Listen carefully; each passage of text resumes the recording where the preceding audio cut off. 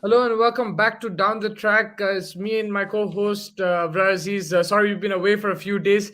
A bit of traveling that I had to do as well, so I'll take the blame on this one. But in the meantime, the last few days, there's a lot of stuff happening in the cricket world. And firstly, I wanted to discuss Shane Warne. The tragic and sudden passing away of him in Thailand. It was shocking news to me. Abrar, your initial thoughts on that. First of all, how are you doing? And yeah, your initial thoughts on Shane Warne. All well, brother, but unfortunately, this was such a heartbreaking incident. It's 52 is really no age to go, and for a talisman of the caliber of Shane Warne, I feel like a lot of things that Shane Warne, of course, he's the master like spin. He is like. There's no denying that. You think about all those rippers that he's bowled in his like. I think it's just incredible the way he's gone about his cricketing career. He's gone through some ups and downs in his career as well, but he's just been phenomenal, and I think by far the greatest leg spinner the cricket world has ever seen at this point in time.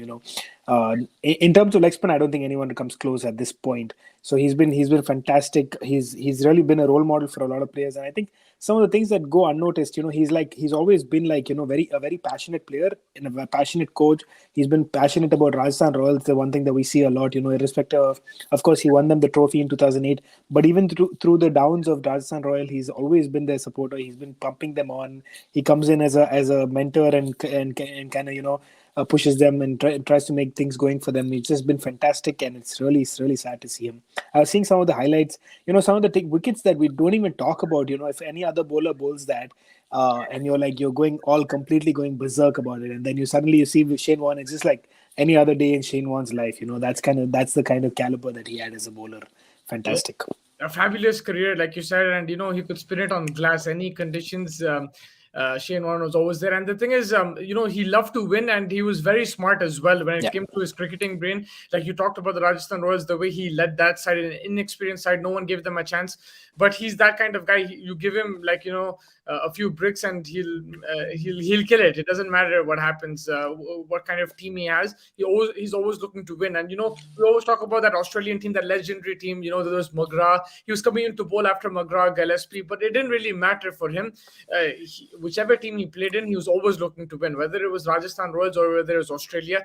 He had one motive, and his talent was next to none in that way. Especially, his variations, the way he learned as well. I was looking at early on in his career. I think against India, Ravi Shastri smashed him on debut, and even throughout his career in India, his record wasn't as great. I think the likes of Tendulkar, Azharuddin, Lakshman, great players of spin. They played Shane Warne really well, but he always had a battle against them. He always challenged them as well.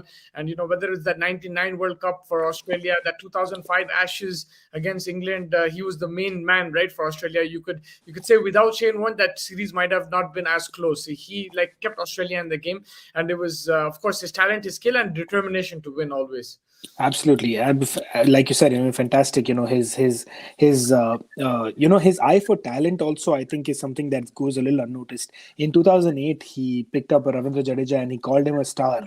12 years down the line, everyone's calling him a star, but I think Yeah. Shane Warne saw something in him all the way back, all those about 12, 13 years back is what we're talking about, to see that kind of talent, and then to nurture him, and he call him a rock star, give him that kind of confidence. He also mentored at that time, I think no one gave Rajasthan Royals a chance, but he went out there and won the trophy for them. So he's, I think, just a fantastic cricketing brain, I think, and it's really a big loss for cricket. Yeah, and he was never shy of showing people what he feels, and if he doesn't like someone, he doesn't like someone. Whether that's Steve Waugh, Buchanan, or Marlon Samuels, he was very open with his enemies as well, right? The people who loved him, they loved him. I saw Michael Vaughan, Isha Gua, like being British people, they were like they were tearing, they were crying when he did pass away. But he had his enemies as well. Even I was reading his book. There was so many controversies that he himself talked about. If it was like an Indian cricketer or Pakistani cricketer, it would have been blown out of even more proportion. But I don't know, maybe it's just that lifestyle. Everyone accepted that's Shane Warne's lifestyle, whether it's partying or smoking cigarettes at the ground or whatever it is. Like he lived that lifestyle like a king, and he was very open with that. He never hid things, so you knew his ups and downs. He didn't even play the 2003 World Cup. I think it was the doping issue. some diuretic that he took. It was he did mention that it wasn't like he was doping or anything. It was just he took a diuretic and he didn't know it was an illegal substance. But when it comes to controversies and stuff, he's always there, like in and around that thing. He never shy away of banter as well, and that's Shane Warne for you. Absolutely. I mean, some of the players that you mentioned, especially the Marlon Samuels incident, it's quite fresh. It's a little bit more recent compared to maybe a Steve Waugh, which is a little bit before that. So yeah, it's fantastic to like to think of the kind of living life to the fullest that he kind of gives you not only cricketing lessons, he gives you life lessons as well. He's like the kind of guy that you want to live your life to the fullest. Just go out there, do your thing. No monkey business. No trying to please others. He just goes out there. He's just he's true to himself. He's lived his life, and hopefully his legacy, I'm sure, will remain, and a lot more people can learn from that, and live life to the fullest as well. Yeah, and he gave a lot of people confidence. Like me, I actually couldn't bowl fast when growing up. I wasn't fast enough or anything, but so I stuck to spin. It wasn't like he wasn't the only guy. Like I'm not gonna say that just because of Shane Warne I started bowling spin. I started bowling spin because I couldn't bowl fast. But for someone like me as well, like it's like a role model. Everyone talks about Wasim Akram, Shoaib Akhtar teaming in Glenn McGrath, but Shane Warne made spin bowling so cool that everyone wanted to bowl leg spin. It was like that kind of thing. Like it's a cool thing. It's not something thing. He made spin bowling not like it's just a slow bowler. It's something exciting, and turning the ball. It's a different type of art, and leg spin is a very difficult art to execute, and he executed really well. Absolutely fantastic. I mean, just I think we can go on and on about the kind of bowler and the kind of impact he's had to leg spin bowling or spin bowling in general. Him along with, I think, Muthai Muralitharan have two different kinds of bowlers, but I think both of them have their own legacy to boast about, and it's just been fantastic that they've just gone on to create such a fantastic legacy. It's just beautiful to see. Yep. And your favorite Shane Warne moment? Oh man, there's a lot of moments, Shane Warne. You know, I might go a little bit more cliched and just go the Graham Gooch moment where what was that, the 2008 Rajasthan Royals. It's just more cliched. I think with no one giving them a chance. As much as I didn't want that to happen as a Sunrisers fan or a Deccan Chargers fan at the time, I think this the way he went out and did this completely proved everyone wrong in the IPL. In the first IPL is probably my moment in franchise cricket, I guess. If you want to talk about the Australian series, I have to think of a few. You But mentioned the Graham Gooch delivery. Graham Gooch delivery. I want to say that, but I'm trying to think if there's anything a little bit. No, that's like the standard. Everyone expects that's going to be the Shane Warne moment. I'm trying to think if there's any other. But like I said, I was just watching a video of him in the 90s. Like some of the balls that he's delivered to get wickets, it just was normal for Shane Warne to do it. But yeah, I think the Graham Gooch delivery and the Rajasthan Royal season, I think, stand out there for me. Yeah, for me, the Andrew Strauss delivery, because I was watching that game like on TV, and at that Fantastic. time I wanted England to win that series because the Flintoff was killing it and stuff. But when I saw the delivery, like I was like, what the hell is this? Yeah, like when as a kid, you don't want, if you're not supporting that team, you don't want them to do good. But I was like, wow, I was shell shocked when I saw that delivery, Yeah. and I saw that like live on TV, right? The Graham Gooch one, of course, we've seen. It's from the back in Yeah. videos, yeah. Yeah, Just the fact that Graham Gooch completely left the ball, it's so that was, just if you look baffles at me. it, if you look at it in isolation, that was the best delivery, the Graham Gooch one. It's just that for Yeah. me, I wasn't there when that happened. I mean, I Yeah, obviously seen that on TV. true. But yeah, I think that was the Graham Gooch one was the best one, and also his performance against South Africa in the '99 World Cup. I think that's when I started watching cricket. I think 97, 96, 98. Like I was very young, but I remember the semifinals, and at Oh that yeah. time South Africa were coasting to victory, and The Lance Klusener moment as well happened. yeah, but he's the one who turned that game around. Yeah. Australia weren't having a sniff in that game. They didn't have enough runs on the board. But again, he got the ball. It was the white ball, not the red ball, and he got it to spin in England, right? Like he got it to turn, and he changed the whole game with the white ball, which is a remarkable achievement. And I think those are one of the impactful spells for me, especially in white ball cricket.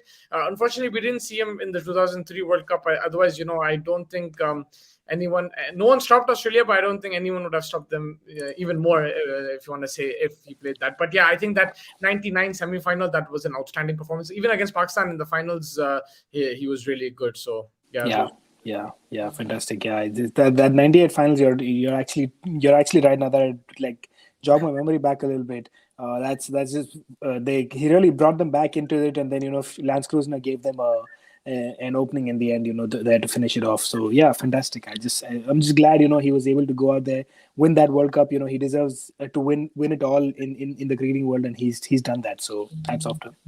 Yep, and also difficult times for Australia because Rod Marsh also passed away. The famous wicketkeeper, he was outstanding. I never got to see him live, but I've seen highlights of him. He's the one who used to keep to Lilly and Marsh, so Lilly and Thompson, sorry. Yeah, and I think it's a sad day, sad time for Australian cricket, and it's going to be a shock for everyone, for the cricketers themselves, because a lot of these guys have the likes of Marsh and even particularly Shane Warne as their role models, right? Like they grew up in the 90s like us, and he's their role model. So it's tough time, but hopefully you pass by it, and Shane Warne would like everyone to move on by watching the cricket, right? Like the cricket should be the real winner, and I think we should remember him always, and let the game continue. That's what he would want as well. But unfortunate, best wishes to his family as well. It was a very tough way to lose someone like that, but I think he would also want the game to go on.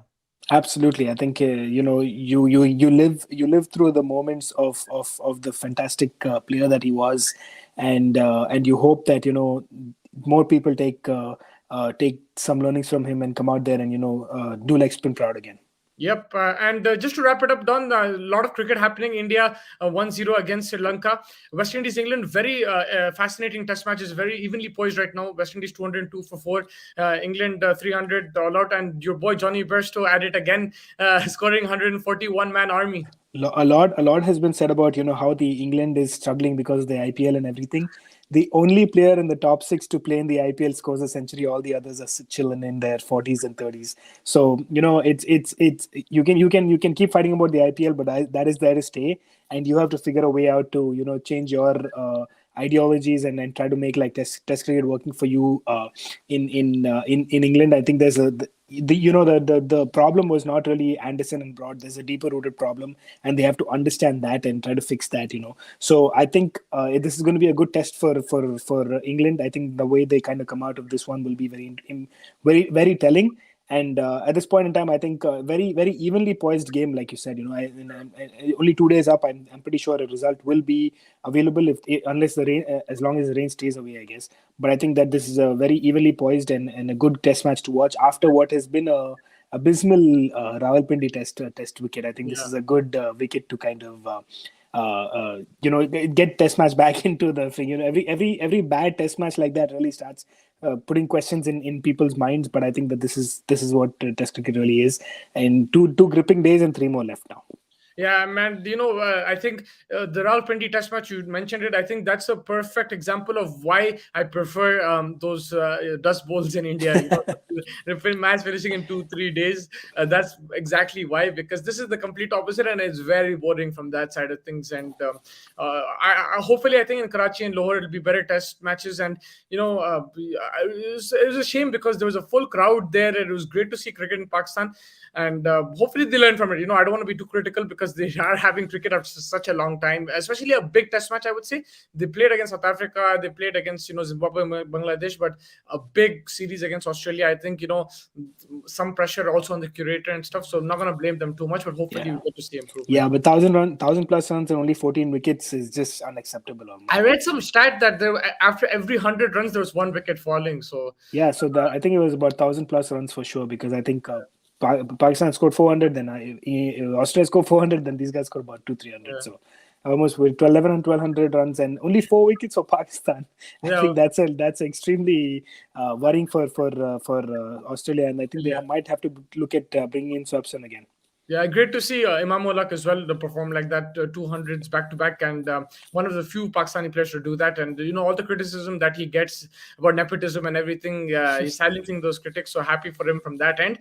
And just quickly, also to add, we'll get more than now every day. I'll be on it as well, and whenever you can also join me. But also the Women's World Cup, it's spicing up. I'm enjoying the timings here in North America. I'm Yeah. watching the games a bit more, and just one. I just wanted to mention Dotton. She's becoming like Andre Russell, man.